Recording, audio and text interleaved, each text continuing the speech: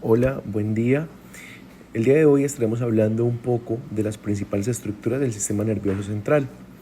Para esta presentación les hablará Angélica María Acero Duque, Liz Caterine Ruiz Vega, Juliet Natalia Martínez Herrera y quien les habla, Carlos Mario Rojas Silva. Extendemos de manera especial un saludo al docente Nicolás Guevara. Para esta sustentación estaremos hablando de 4 puntos que son supremamente importantes. Como primero tendremos la corteza cerebral. En segundo lugar hablaremos del tálamo. En tercer lugar hablaremos de las estructuras subcorticales y como último estaremos hablando de lo que es la materia blanca. Bien, para iniciar estaremos hablando de lo que es básicamente la corteza cerebral. Esta es la capa externa del cerebro, ¿sí? Su superficie presenta numerosos pliegues y esto le da un aspecto un poco arrugado o rugoso, ¿sí?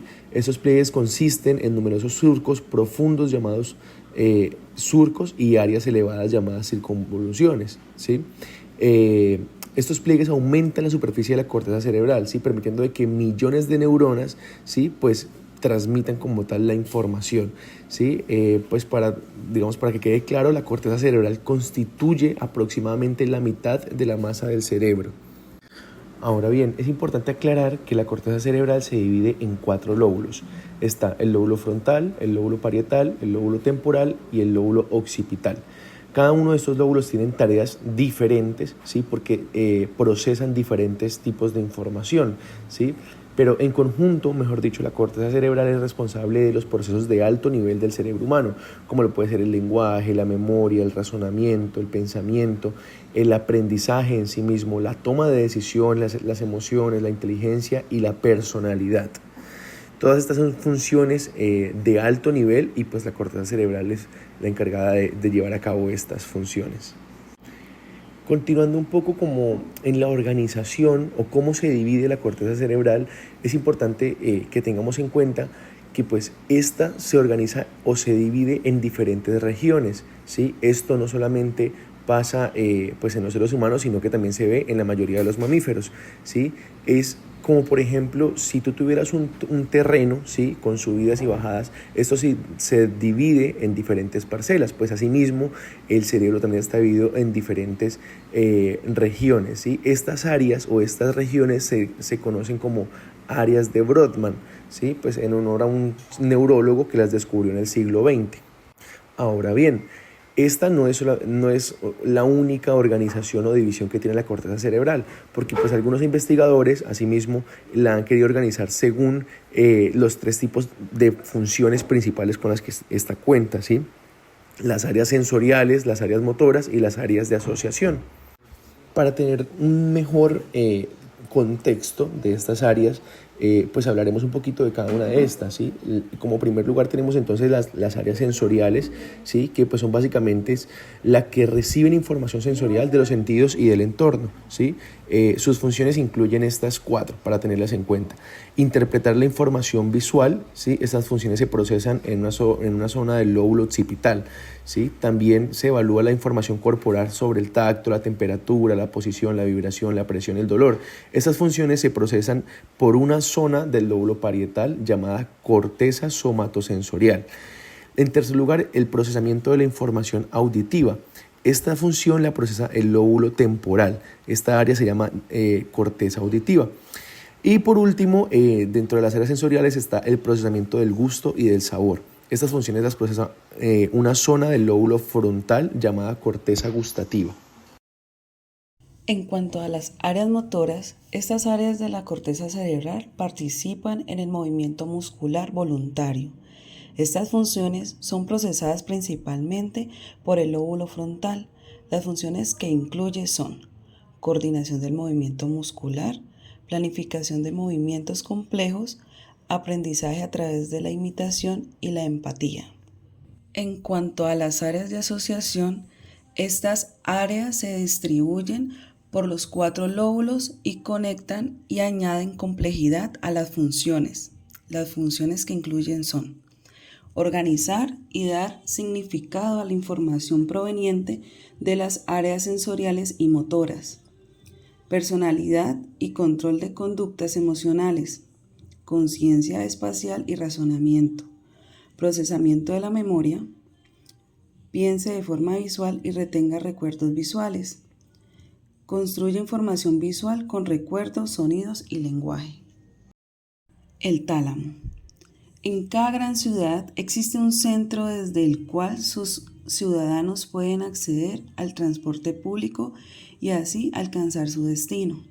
En el caso del cuerpo humano, el sistema nervioso puede ser dividido en caminos principales, nervios que transportan a las personas, impulsos nerviosos desde hacia dicha gran ciudad, el encéfalo.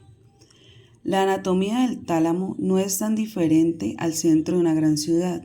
Se encuentra convenientemente localizado en el centro del diencéfalo, profundo a la corteza cerebral y actúa como un centro de relevo. Este recibe, envía e integra numerosos impulsos motores y nervios entre los centros superiores y la periferia. El tálamo está formado por dos estructuras simétricas pertenecientes al diencéfalo. Cada mitad del encéfalo tiene forma alargada en el eje anteroposterior, lo cual le da su apariencia ovoidea. Está más estrecho en su extremo anterior y más ancho en su polo posterior. Los tálamos están formados por sustancia gris que están interrumpida por una lámina de sustancia blanca llamada lámina medular interna, la cual presenta forma de letra Y al corte transversal. Como resultado de la ubicación de la lámina medular interna, la sustancia gris de cada tálamo está dividido en tres porciones principales, que son anterior, medial y lateral. La porción anterior se ubica entre los dos brazos pequeños de la Y, lámina medular interna. Ambos tálamos se comunican entre sí mediante la adhesión interlámica. Estructuras subcorticales. Las estructuras subcorticales están representadas por un conjunto de formaciones neurales de características diversas ubicado en la profundidad del encéfalo, entre las cuales incluye el diencéfalo, la glándula pituitaria, hipófisis, estructuras límbicas y los ganglios basales, actualmente llamados núcleos basales. Estas estructuras están involucradas en actividades complejas como la memoria, emociones, placer y producción de hormonas. Actúan como centros de información del sistema nervioso, ya que relevan y modulan información que va de camino a diferentes partes del cuerpo. Diencéfalo. El diencéfalo es la parte más posterior del telencéfalo y se encuentra en el interior del tejido perteneciente al telencéfalo. Está conformado por el tálamo, epitálamo, subtálamo e hipotálamo. Cada una de estas estructuras posee roles esenciales para la supervivencia y el funcionamiento óptimo del cuerpo humano, así que demos una mirada a su anatomía. El hipocampo. El término hipocampo se usa frecuentemente como un sinónimo para referirse a lo que oficialmente se denomina formación del hipocampo, que juega un rol importante en la memoria a largo plazo y en la orientación espacial.